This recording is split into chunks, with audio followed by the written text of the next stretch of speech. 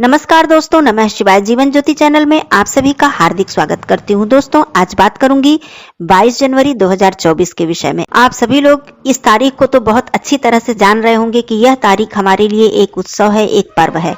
एक तरह से हमारे लिए यह एक दिवाली का दिन है। तो इस तारीख पर हम क्या क्या कार्य कर सकते हैं? सबसे बड़ा प्रश्न यह आता है कि हम पूजा किस समय करें। अखंड ज्योति, जिसे कि हम राम ज्योति के नाम से जानते हैं, कब जलाएं, हमें कब जलाना है और यह कब तक जलती रहनी चाहिए, ये सारी बातें हम लोग जानेंगे। साथ में हम पूजा किस प्रकार करें, स्वास्तिक कहाँ बनाएं, किस मंत्र का जप करें, किस श्लोक का जप करें और कौन सा ऐसा कार्य है जिसको करने से हमें अत्यधिक पुण्य फल की प्राप्ति होगी। सभी कुछ आप लोग इस वीडियो में जानेंगे। सारी जानकारी आपको मिलने वाली है। इसके बाद भी कोई प्रश्न आपके मन में है तो आप लोग जरूर पूछ लीजिएगा। आइए एक एक करके सारी महत्वपूर्ण बातों को हम लोग समझ लेते हैं। वीडियो अच्छी लगे तो इसे लाइक जरूर कीजिएगा, शेयर कीजिएगा, कमेंट बॉक्स में जय श्री राम जरूर लिखिएगा। दोस्तों, बातों को शुरू करने से पहले आइए राम जी की स्तुति कर लेते हैं। नीलांबुज श्यामल कोमलांगम सीता समारोपित वाम भागम पाणौ महासायक चारु चापम नमामि रामम रघुवंशनाथम। दोस्तों, ये बहुत ही सुंदर श्लोक है। आप लोग पूजा में इस श्लोक को भी बोल सकते हैं। इस श्लोक के द्वारा भगवान श्री राम जी को प्रसन्न कर सकते हैं। तो देखिए, सबसे पहले बात आती है कि हम लोग अखंड ज्योति कब जलाएं, पूजन अर्चन कब करें। देखिए, 22 जनवरी का दिन है और इसी दिन भगवान श्री राम जी की मूर्ति की प्राण प्रतिष्ठा होने वाली है। लेकिन हम लोगों को पूजा सुबह से ही करनी है। जैसे कि सुबह आप उठे, आप अपने घर की साफ सफाई कर लीजिएगा। साफ सफाई करने के बाद आप स्नान कर लीजिएगा। अब बात आती है कि पूजा करने के लिए क्या हम अलग से चौकी लगाएं या फिर हम मंदिर में, घर के मंदिर में ही पूजा करें। तो देखिए, आप दोनों तरीकों से पूजा कर सकते हैं। ये आपकी श्रद्धा के ऊपर है। आप चाहें तो एक चौकी स्थापित करके उस पर वस्त्र बिछाकर आप राम दरबार की प्रतिमा को लगाकर आप पूजन अर्चन कर सकते हैं। वहां पर आप अखंड ज्योति जलाएं, एक कलश रखें, कलश में जल भरकर रखें, धूप दीप नैवेद्य पुष्प चंदन इत्यादि से आप भगवान श्री रामचंद्र जी का पूजन अर्चन करें, माता सीता जी का पूजन अर्चन करें, हनुमान जी का पूजन अर्चन करें। इस तरह से आप पूजा कर सकते हैं। और चाहे तो आप अपने घर के मंदिर में भी पूजन अर्चन कर सकते हैं। ये पूरी तरह से आपकी इच्छा और आपकी श्रद्धा पर निर्भर करता है। एक बात मैं जरूर कहना चाहूंगी कि यदि आपके घर में राम दरबार का चित्र नहीं है तो आप इस दिन जरूर अपने घर में राम दरबार का एक चित्र, एक प्रतिमा लेकर आए, क्योंकि राम दरबार की प्रतिमा अपने घर में रखना बहुत ही शुभ होता है। अब मैं बात करती हूं अखंड ज्योति हमें किस समय जलानी चाहिए और किस प्रकार से जलानी चाहिए। देखिए, अखंड ज्योति की जहां तक बात है, जब सुबह सवेरे आप लोग पूजन अर्चन करने बैठेंगे उस समय हम लोग बिल्कुल स्वच्छ होते हैं, हमारा मन शांत होता है। प्रातः काल का जो समय होता है ये पूजा के लिए बहुत ही उपयुक्त समय होता है। इसी समय ही आपको अखंड ज्योति जला देनी चाहिए। और यह अखंड ज्योति कब तक जलनी चाहिए? पूरा दिन, अर्थात 22 जनवरी का पूरा दिन, और रात्रि में भी यह ज्योति जलती रहनी चाहिए। अगले दिन अर्थात 23 जनवरी को सुबह जब आप पूजन अर्चन करेंगे सूर्योदय होने के बाद, तब तक ये अखंड ज्योति जलती रहनी चाहिए। अखंड ज्योति का वैसे भी नियम है कि कभी भी उसे आपको स्वयं अखंड ज्योति को न हटाना चाहिए न ही बुझाना चाहिए। अखंड ज्योति जब स्वयं ही शांत हो जाए या फिर कोई भी पूजा का दीपक स्वयं जब शांत हो जाए तभी हमें उस स्थान से उसे हटाना चाहिए।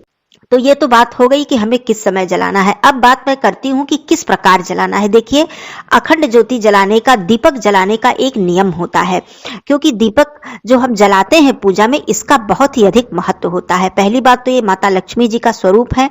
दूसरी बात, अखंड ज्योति जलाने से, दीपक जलाने से हमारे घर में प्रकाश होता है, हमारे घर की जो नकारात्मक शक्तियां हैं वो दूर भागती हैं। तो ज्योति का बहुत ही अधिक महत्व है। अखंड ज्योति जलाने से पहले देखिए, जब हम अखंड ज्योति जलाते हैं तो इसके लिए हमें बड़ा दीपक लेना होता है। जो हम प्रतिदिन दीपक सुबह और संध्या के समय जलाते हैं वो हमें, छोटा दीपक भी हम लेते हैं तब भी हमारा काम चल जाता है, लेकिन अखंड ज्योति के लिए हमें थोड़ा बड़ा दीपक लेना चाहिए। चाहे वो धातु का दीपक हो या फिर आप मिट्टी का नया दीपक, यदि आप मिट्टी का लेते हैं तो नया दीपक आप लीजिए जो कि बड़ा होना चाहिए, क्योंकि मिट्टी के छोटे दिए भी आते हैं और बड़े दिए भी आते हैं, तो आप बड़ा दीपक ले लें।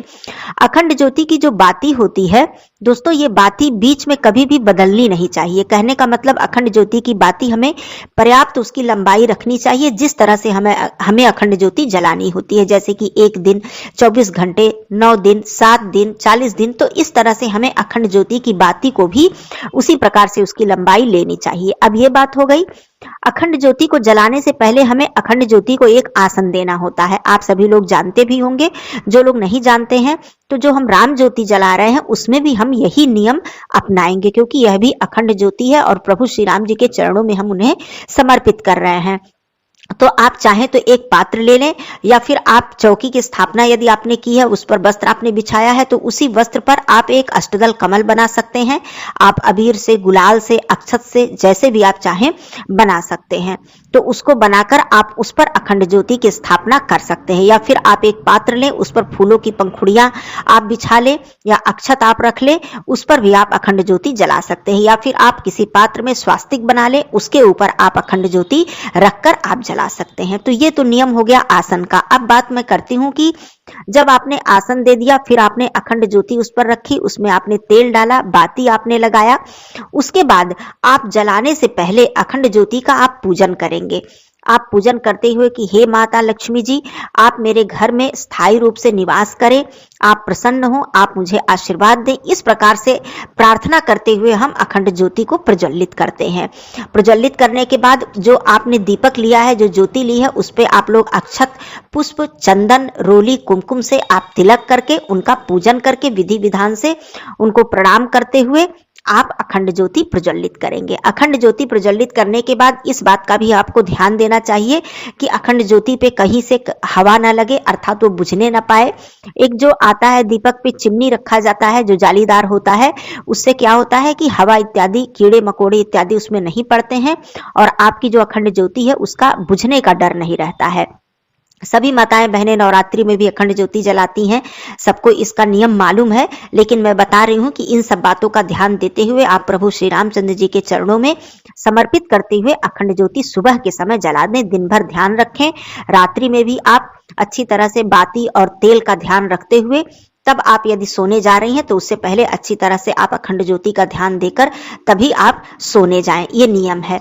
अब बात मैं करती हूँ कि इस दिन किस मंत्र, किस स्तुति का जप करें। देखिए, सबसे मैं महत्वपूर्ण बात बताना चाहती हूँ, जैसा कि श्लोक मैंने बताया, नीलांबुज श्यामल कोमलांगम सीता समारोपित वाम भागम, बहुत ही प्यारा, बहुत ही सुंदर श्लोक है भगवान श्री रामचंद्र जी का। आप इस श्लोक को भज सकते हैं, बोल सकते हैं, गा सकते हैं, ये कर सकते हैं। और सबसे बड़ी बात मैं बताना चाहती हूँ, देखिए, राम से भी बड़ा राम का नाम, ये कहा गया है हमारे शास्त्रों में भी कि राम जी से भी बड़ा राम का नाम है। केवल राम, राम शब्द ही इतना अपने आप में विस्तृत है, इतना पर्याप्त है कि हमें कुछ और कहने की और कुछ मंत्र की आवश्यकता ही नहीं पड़ती है।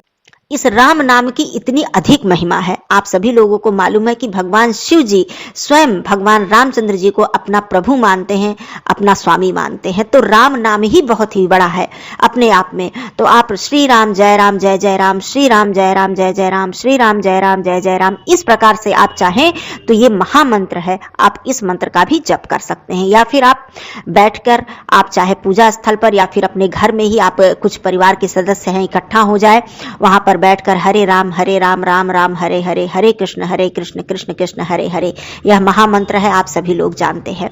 और मैं बता देती हूँ राम जी के किस मंत्र का आप जप कर सकते हैं। श्री रामचंद्राय नमः या फिर ओम रामचंद्राय नमः, इस तरह से भी आप भगवान राम के मंत्र का जप कर सकते हैं। राम जी की स्तुति करने के लिए आपको इस तरह से किसी भी मंत्र का आप जप करते हुए, या फिर राम राम राम राम, इस तरह से राम नाम मैंने पहले ही बताया कि अपने आप में बहुत ही बड़ा महामंत्र है। और आप चाहे तो श्लोक आप बोलकर भगवान राम की स्तुति कर सकते हैं, या फिर रामचरितमानस का पाठ कर सकते हैं, सुंदरकांड का पाठ कर सकते हैं, या फिर रामचरितमानस की कोई भी चौपाई आप ले लें, एक ही चौपाई ले लें और उसी का आप जप करते रहें। मंगल भवन मंगलहारी, द्रवहु सु दशरथ अजिर विहारी। या फिर मैं बहुत ही सुंदर चौपाई बता देती हूँ, सीता राम चरण रति मोरे, अनुदिन बढ़ई अनुग्रह तोरे। यह बहुत ही सुंदर चौपाई है, एक तरह से मंत्र है। आप इस मंत्र का भी जप निरंतर कर सकते हैं। जय विधिनाथ होए हित मोरा, करहु सुबेग दास मैं तोरा। ये तो सब रामचरितमानस की चौपाइयां अपने आप में स्वयं महामंत्र है, मंत्र के समान है। तो आप किसी भी मंत्र का जप इस तरह से कर सकते हैं। नाथ सकल संपदा तुम्हारी, मैं सेवक समेत सुतनारी, इस तरह से इस चौपाई का भी जप करते हुए आप भगवान श्री रामचंद्र जी के चरणों में अपना भाव, अपनी श्रद्धा को प्रकट कर सकते हैं। तो कहने का मतलब कमी नहीं है, मंत्र की, श्लोक की कमी नहीं है, स्तुति की कमी नहीं है। आपकी जैसी भी श्रद्धा हो, जैसी भी आपकी भक्ति हो, आप उस तरह से भगवान राम जी के मंत्र का, उनके नाम का जप करते रहें और उनके चरणों में आप अपना शीश झुकाएं, उनसे आशीर्वाद प्राप्त करें। अब बात आती है नैवेद्य भोग प्रसाद की। आप अपने घर में प्रेम से, श्रद्धा से अपने हाथों से कुछ भोग प्रसाद बना लें और भगवान श्री राम जी के चरणों में समर्पित करें। बाद में थोड़ी देर बाद उठाकर पूरे परिवार उस प्रसाद को आप लोग ग्रहण कर सकते हैं। इस तरह से करने के बाद सुबह और संध्या के समय पूजन अर्चन करने के बाद आप भगवान श्री रामचंद्र जी की आरती कर सकते हैं। आरती के लिए आप राम जी की कोई भी आरती आप गाकर उनको प्रसन्न कर सकते हैं, उनका आशीर्वाद आप प्राप्त कर सकते हैं। तो इस तरह से आप 22 जनवरी का जो दिन है, जो रात्रि है 22 जनवरी की, इसे पूरी तरह से सार्थक बनाएं और पूरी तरह से भगवान श्री रामचंद्र जी के चरणों में अपना ध्यान लगाएं, उनसे आशीर्वाद प्राप्त करें। अपने जो भी आपका संकट है, दुख है, विपत्ति है, उनके चरणों में प्रार्थना करते हुए उनसे अपनी मनोकामना कहें, उनसे अपनी इच्छा कहें और अपने घर के, परिवार के कष्ट को दूर करने के लिए उनसे प्रार्थना करें। तो इस तरह से प्रार्थना जो करने का दोस्तों तरीका होता है, वो अपना अलग अलग अपना सबका तरीका होता है। बात आती है स्वास्तिक बनाने की। स्वास्तिक देखिए, आप अपने घर के मुख्य द्वार पर भी बना सकते हैं और आप चाहे तो अपने घर के रसोई घर में बना सकते हैं, पूजा घर में बना सकते हैं, क्योंकि रसोई घर को भी घर का मंदिर ही माना जाता है। तो इस तरह से आप कहीं भी स्वास्तिक का निर्माण कर सकते हैं। अपने घर को आप फूलों से सजा सकते हैं, आप अपने घर को दियों से सजा सकते हैं। दीपक, जैसा कि अखंड ज्योति के विषय में मैंने बता दिया है, इसके बाद भी आप चाहे तो कितने भी दीप आप अपने घर में जला सकते हैं। 5, 7, 11, 21, 100, 150 जितने भी दीपक आपकी श्रद्धा हो आप जला सकते हैं। भगवान श्री रामचंद्र जी के चरणों में, उनके मंदिर में, उनके प्रतिमा के समक्ष एक अखंड दीप तो आपने जला ही दिया है। बाकी आप अपने घर को सजाने के लिए जितने भी आप दीपक जलाएं उतना ही अच्छा है। तो ये एक तरह से उत्सव है, एक तरह से हम अपना भाव, अपनी श्रद्धा को प्रकट कर रहे हैं अपने प्रभु के चरणों में कि वो आए, हमारे घर में विराजमान हो और हमें आशीर्वाद दें। तो दोस्तों, ये सारी बातें थी राम ज्योति के विषय में और 22 जनवरी को हम क्या क्या कर सकते हैं, किस तरह से हम प्रभु का अपने स्वागत कर सकते हैं, ये सारी बातें थी। इसके बाद भी कोई प्रश्न आप लोगों को पूछना हो, पूजा से संबंधित, मंत्र श्लोक से संबंधित, चौपाई से संबंधित, रामचरितमानस से संबंधित, तो आप लोग जरूर पूछ लीजिएगा। फिर मिलती हूँ अगले वीडियो में, तब तक के लिए धन्यवाद। नमः शिवाय, हर हर महादेव।